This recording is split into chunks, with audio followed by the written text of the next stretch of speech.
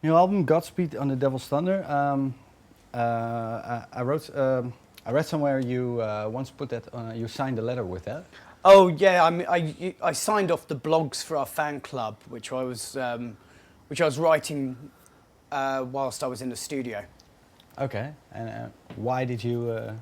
Well, it's like wishing people well, but it's kind of medieval saying. Godspeed is like good speed, but it's like a marriage of extremes because you mentioned the God and the devil in the same sentence. It's like saying good speed, but with the devil, snapping at your heels. Yeah, and okay. It's kind of representative in a floral way of the subject matter of the album. Yeah, okay, because it's all a guy who turned evil or got possessed by the devil. Can we say it that way? Or? Well, Gilles de Rais, which is the subject matter, and it's written chronologically. We've edited it into a Gothic novella. The album's very cinematic, and we wanted the artwork and the lyricism to work in union. So it is like a soundtrack. But Gilles de Rais, the subject matter, he was comrade in arms to Joan of Arc. He was possibly the richest man in Western Europe in the 15th century. He was Grand Marshal of France when he was defender against France against the English.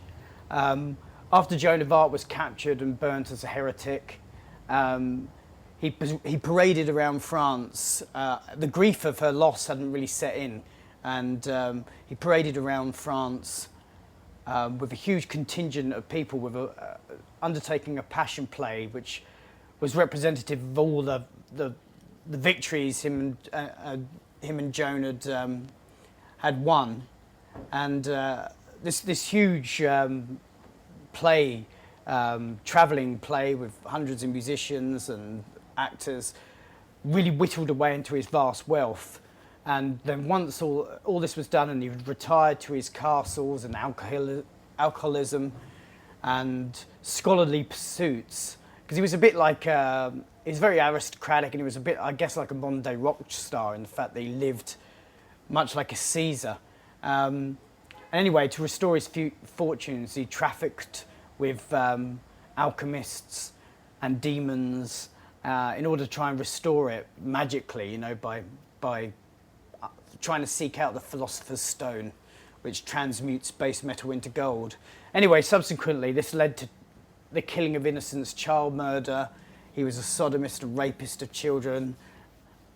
I mean, this part of his life was horrific, versed in demonology. Eventually, all of this really caught up with him. The horror of it overwhelmed him.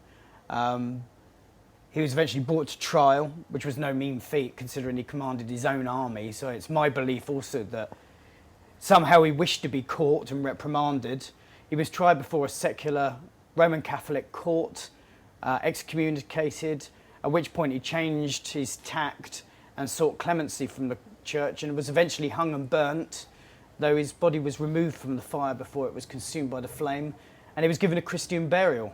So there you go, there's like vast extremes in a very Dracula-esque and meandering tale.